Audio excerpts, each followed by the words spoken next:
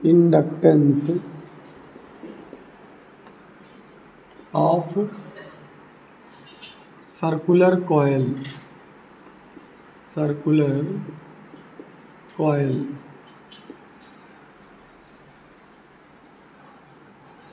Coil का magnetic field आपको लिखवा ही दिया था, B बराबर μ0/4 पाई, और वहाँ से जब dl का इंटीग्रेशन करते हैं 2 पाई आता है, 2 पाई से 2 पाई कट जाता है, तो कॉइल के लिए मैग्नेटिक फील्ड आया होगा μ0/2I/r।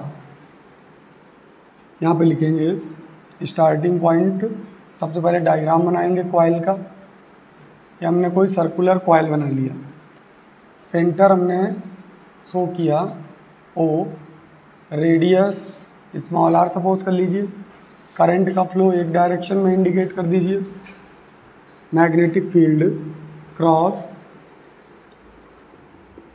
2-3 बना दीजिए, तो मैग्नेटिक फील्ड रिप्रेजेंट हो जाएगा।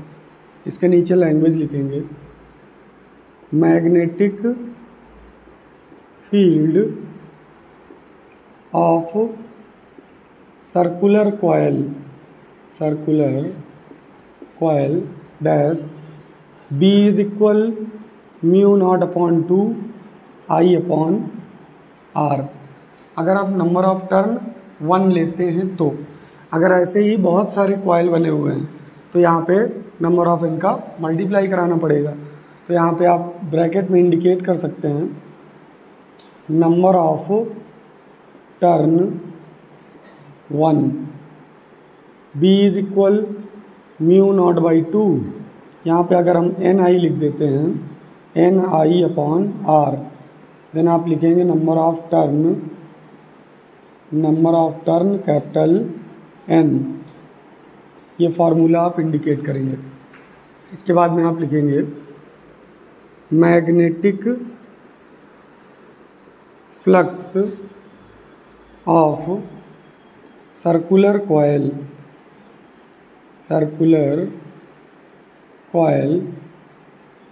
Phi is equal BA cos theta, theta को रिप्रेजेंट करेंगे 0, cos 0 की वैल्यू 1, फाई इज इक्वल आएगा B इंटू cos 0 की प्लेस पे 1 से मल्टीप्लाई किया, नो चेंजमेंट, ये आ जाएगा phi is equal B into A।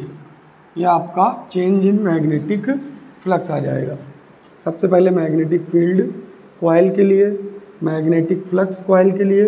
अब मैग्नेटिक फ्लक्स अगर आपको कॉइल के लिए चाहिए तो आपको मैग्नेटिक फील्ड की वैल्यू पुट करनी होगी। यहाँ लिखिए, इसको मानिए equation number 1, put the value of capital B on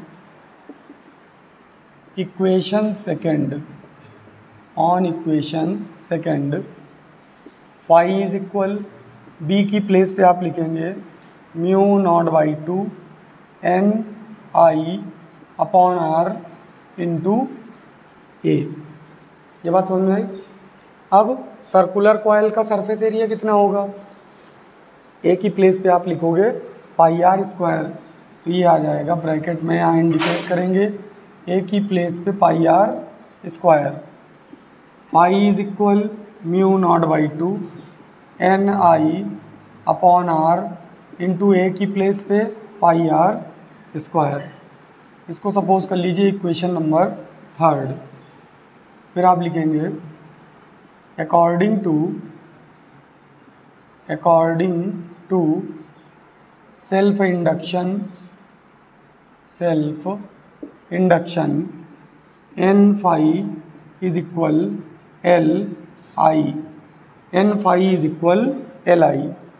phi की वैल्यू यहाँ से उठाएंगे, यहाँ पुट करेंगे, यह आ जाएगा N फाई की प्लेस पे μ0/2 NI/r into πr² is equal Li। I से I अगेन आपका कैंसिल हो जाएगा, यहाँ पे आएगा बेटा कैपिटल L इक्वल N से N का मल्टीप्लाई हो जाएगा μ0 N² एक आर से एक आर कैंसिल कर दीजिए, अपॉन में 2, यहाँ पे बचेगा pi into R, pi into R, unit में कोई चेंजमेंट नहीं, हेनरी। ये आपका आ जाएगा फॉर्मूला किसके लिए, मैग्नेटिक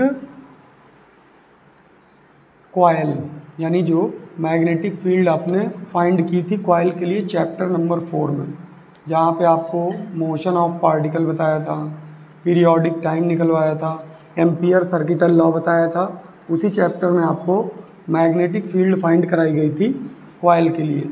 और एक टर्न के लिए नहीं, 4 टर्न के लिए। पहले हमने कंप्लीट सर्कल के लिए बताया था, फिर हेमी सर्कल के लिए बताया था, फिर क्वाड्रेंट सर्कल के लिए बताया था, फिर आर्क के लिए बताया था। तो अकॉर्डिंग टू जब न्यूमेरिकल आएगा तो उसके अकॉर्डिंग बेटा आपको फार्मूला लेना है। समझ में आई? आप एक फार्मूला लर्न करके दिमाग में नहीं बैठोगे। अगर आपको सेमी सर्कुलर के लिए सेल्फ इंडक्टेंस का फार्मूला पूछता है तो यहाँ पे मैग्नेटिक फील्ड हम लेंगे सेमी सर्कल की। अगर क्वाड्रेंट के लिए पूछता है तो हम लेंगे क्वाड्रेंट की, फिर उसको फाई में कन्वर्ट करेंगे। फाई की वैल्यू जब आ जाएगी तो फाई की वैल्यू यहाँ रखेंगे, फिर आपका सेल्फ इंडक्टेंस का फार्मूला बनेगा। बात समझ में आई? तो चारों के लिए फार्मूला अलग अलग बनेगा। तो सेल्फ इंडक्टेंस के बहुत सारे फार्मूले होते हैं, उनमें जनरली न्यूमेरिकल सिर्फ 2 से ही लगते हैं, एक सोलेनॉइड से, एक मैग्नेटिक कॉयल से, यानी जो आपकी सर्कुलर कॉयल थी उससे लगते हैं। नोट करिए इसको।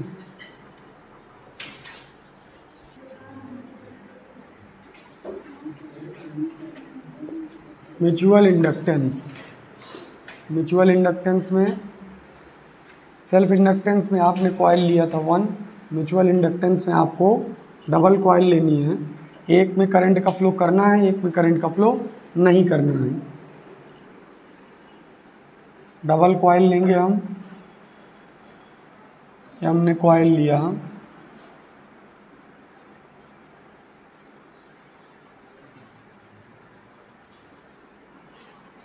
प्राइमरी कॉइल जस्ट इसी के बगल में,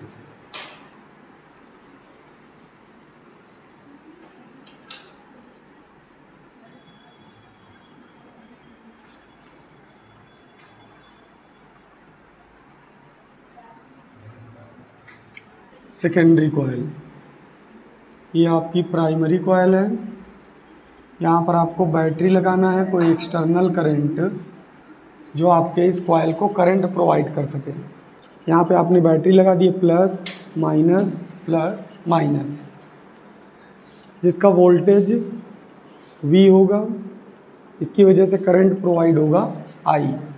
अब ये करंट यहाँ पर जाएगा downward upward, downward upward, downward upward, downward upward, downward upward, फिर से डाउनवर्ड यहाँ से हो जाएगा। अब आपको प्राइमरी कॉइल में इलेक्ट्रिक करंट में चेंज करना है, सेकेंडरी कॉइल में आपको कुछ नहीं करना है।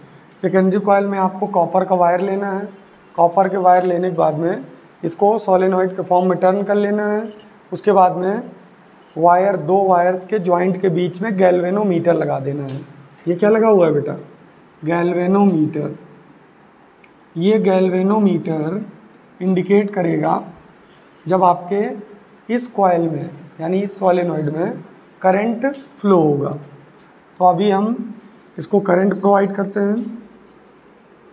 मोर इन, या लिखिए डायरेक्ट, इंक्रीज इलेक्ट्रिक करंट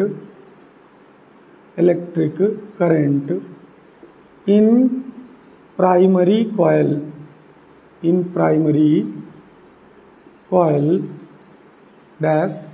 आपको प्राइमरी कॉइल में इलेक्ट्रिक करंट की वैल्यू को इंक्रीज करना है। ये आपकी प्राइमरी कॉइल है, यहाँ लिख लीजिए प्राइमरी, और यहाँ लिखिए सेकेंडरी। ये आपकी सेकेंडरी कॉइल है। जैसे ही आप प्राइमरी कॉइल में आई की वैल्यू को इंक्रीज़ करेंगे तो यहाँ पे प्राइमरी कॉइल में आपका मैग्नेटिक फील्ड इंक्रीज़ होगा। तो यहाँ पे आप इंडिकेट करेंगे increase magnetic field in primary coil. जैसे ही मैग्नेटिक फील्ड इंक्रीज होगा, मैग्नेटिक फील्ड का सिंबल बनाएंगे, फिर इसके नीचे लिखेंगे language increase magnetic flux, magnetic flux in primary coil dash, यहाँ लिखेंगे फाई और आप साइड में सिंबल बनाएंगे। जैसे ही आपका मैग्नेटिक फ्लक्स इंक्रीज होगा, produce EMF, produce EMF in primary coil. वैसे ही आपके प्राइमरी कॉइल में ईएमएफ प्रोड्यूस हो जाएगा। ये सब प्रॉपर्टीज़ आपकी किसकी हैं? ये सब की सब प्रॉपर्टीज़ हैं आपकी सेल्फ इंडक्टेंस की। जब आप इलेक्ट्रिक करंट इंक्रीज करते थे, मैग्नेटिक फील्ड इंक्रीज होता था, मैग्नेटिक फील्ड इंक्रीज होता था, देन मैग्नेटिक फ्लक्स इंक्रीज होता था, मैग्नेटिक फ्लक्स इंक्रीज होता था, देन ईएमएफ जनरेट होता था या प्रोड्यूस होता था सेम कॉइल के अंदर। बट यहाँ पे कॉन्सेप्ट जो साइंटिस्ट ने बताया है, उन्होंने ये कहा कि जैसे ही आप प्राइमरी कॉइल के इलेक्ट्रिक करंट को इंक्रीज करेंगे, वैसे ही इससे जो मैग्नेटिक फील्ड लाइंस होंगी वो रिलीज होने लगेंगी। तो ये मैग्नेटिक फील्ड आपके सेकेंडरी कॉइल से पास होगा। कुछ मैग्नेटिक फील्ड ऐसे जाएगा, ऐसे ऊपर वाला मैग्नेटिक फील्ड ऐसे जाएगा। तो जैसे जैसे आप इलेक्ट्रिक करंट प्राइमरी कॉइल का इंक्रीज करेंगे, तो प्राइमरी कॉइल में जैसे ही इलेक्ट्रिक करंट इंक्रीज होगा, वो इलेक्ट्रिक करंट किसको जनरेट करेगा? Increase magnetic field in primary coil. Magnetic field कहाँ इंक्रीज होगा? प्राइमरी कॉइल में ही इंक्रीज होगा। और ये मैग्नेटिक फील्ड किसको इंक्रीज करेगा? इसको इंक्रीज करेगा, मैग्नेटिक फ्लक्स को इंक्रीज करेगा। बट एरो यहाँ लगाएंगे, एरो यहाँ लगाएंगे। ये कहानी चली यहाँ तक सेल्फ इंडक्टेंस की। अब ये जो मैग्नेटिक फील्ड आपका इंक्रीज होगा प्राइमरी कॉइल में, this magnetic field passing to the secondary coil, secondary coil. ये जो मैग्नेटिक फील्ड आपका प्राइमरी कॉइल में इंक्रीज हो रहा है, वो इतना इंक्रीज हो जाएगा कि सेकेंडरी कॉइल से पास होने लगेगा। अब जैसे ही ये सेकेंडरी कॉइल से पास होने लगेगा, अब इसकी वजह से मैग्नेटिक फ्लक्स जनरेट होगा। किसमें? सेकेंडरी कॉइल में। तो यहाँ पे लिखेंगे when magnetic field passing from secondary coil, then magnetic flux also increases in secondary coil, जैसे ही magnetic field line secondary coil से पास होने लगेंगी, वैसे ही आपका मैग्नेटिक फ्लक्स भी क्या हो जाएगा? चेंज हो जाएगा। क्योंकि मैग्नेटिक फ्लक्स किसकी वजह से चेंज होता है? मैग्नेटिक फील्ड लाइंस की वजह से चेंज होता है। मैग्नेटिक फील्ड लाइंस का मतलब क्या है? Pure magnetic field. अब यहाँ से मैग्नेटिक फील्ड पास हो रहा है, यानी कि ये फील्ड लाइंस सेकेंडरी कॉइल में भी जाने लगी, तो सेकेंडरी कॉइल का मैग्नेटिक फील्ड इंक्रीज हो जाएगा। अब जैसे ही, अब यहाँ जो हमने लैंग्वेज लिखी, इसको आप और अच्छा लिख सकते हैं, this magnetic field passing to the secondary coil, it increases the magnetic field of secondary coil।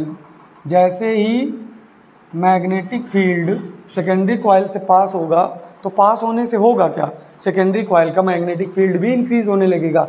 अब मैग्नेटिक फील्ड इंक्रीज होगा when magnetic field passing from secondary coil, then magnetic flux also increases in secondary coil. अब जब secondary coil का magnetic flux increase हो जाएगा तो बेटा secondary coil में भी क्या प्रोड्यूस होगा, this changement in secondary coil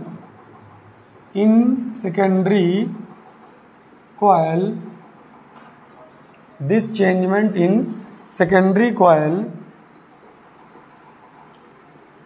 produces EMF in secondary coil। अब जैसे ही EMF प्रोड्यूस होगा सेकेंडरी कॉयल में, वैसे ही ये जो गैल्वेनोमीटर लगा है इसमें जो कंपास लगा होगा वो डिफ्लेक्शन शो करने लगेगा। क्या डिफ्लेक्शन शो करेगा, इंड्यूस्ड करंट। इसमें अपने आप ही इंड्यूस्ड करंट प्रोड्यूस होने लगेगा, इंड्यूस्ड करंट, और अपोजिट डायरेक्शन में। अगर ये अपवर्ड जाएगा तो ये डाउनवर्ड जाएगा, ये डाउनवर्ड जाएगा तो ये अपवर्ड जाएगा। कल बताया था मैंने कि अगर इसका इलेक्ट्रिक करंट इंक्रीज करेगा दैट मीन्स इसका इलेक्ट्रिक करंट डिक्रीज करेगा, अगर इसका डिक्रीज करेगा तो ये सेम उसी तरह प्रॉपर्टी है, बस एक रीज़न की वजह से दूसरा रीज़न जनरेट हो रहा है। आपने सेकेंडरी कॉयल में कुछ नहीं किया, इसके बावजूद भी सेकेंडरी कॉयल में मैग्नेटिक फील्ड इंक्रीज हो रहा है, मैग्नेटिक फ्लक्स इंक्रीज हो रहा है, और with the help of magnetic flux EMF भी प्रोड्यूस हो रहा है, और इस ईएमएफ को आप कहेंगे E2। अब आप यहाँ लिखिए, आप चाहें तो सेकेंडरी से प्राइमरी में भी करा सकते हैं, कोई कंपलसरी नहीं है कि आप इलेक्ट्रिक करंट प्राइमरी को ही देंगे, मतलब ये पूरा प्रोसेस रिवर्स में भी बता सकते हैं। बस समझ में आइए, दोनों तरफ से काम करता है। प्राइमरी कॉइल को आप इलेक्ट्रिक करंट दे रहे हैं तो यहाँ पे इंड्यूस्ड ईएमएफ जनरेट हो रहा है, अगर आप इसको देंगे तो यहाँ पे आपको यहाँ गैल्वेनोमीटर लगाना पड़ेगा, इस बैटरी को हटा के यहाँ लगा देना है। बात समझ में आई। बुक में भी कॉन्सेप्ट दोनों तरफ से बताया गया है कि अगर आप चेंजमेंट करते हैं प्राइमरी में तो इंड्यूस्ड ईएमएफ और इंड्यूस्ड करंट सेकेंडरी में भी प्रोड्यूस होगा, और अगर आप चेंजमेंट करते हैं सेकेंडरी में तो induced EMF and induced current with the help of secondary coil primary में भी जनरेट होगा। तो दोनों कॉयल में ईएमएफ प्रोड्यूस होने लगता है। तो यहाँ पे हम लिख सकते हैं कि जो हमारा चेंजमेंट है, डैश ना लिख के यहाँ सब में फुल स्टॉप लगाइए, फुल स्टॉप, यहाँ फुल स्टॉप लगा दीजिए। अब आपकी सेकेंडरी कॉयल के फ्लक्स में जो चेंजमेंट हो रहा है वो किसकी वजह से हो रहा है बेटा, वो हो रहा है प्राइमरी कॉयल की वजह से।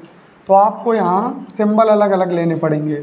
आप प्राइमरी कॉयल में इलेक्ट्रिक करंट को सपोज करिए I1, क्या सपोज करिए, I1 सपोज करिए, और इसके मैग्नेटिक फ्लक्स के चेंजमेंट को सपोज करिए φ2, क्या सपोज करिए φ2। तो यहाँ पे φ2 को आप सेम एज इट इज़ उसी तरह रिप्रेजेंट कर सकते हो, एक का φ2 दिखाओगे, और अगर टोटल नंबर ऑफ टर्न के लिए लेना है तो n से मल्टीप्लाई कराना पड़ेगा।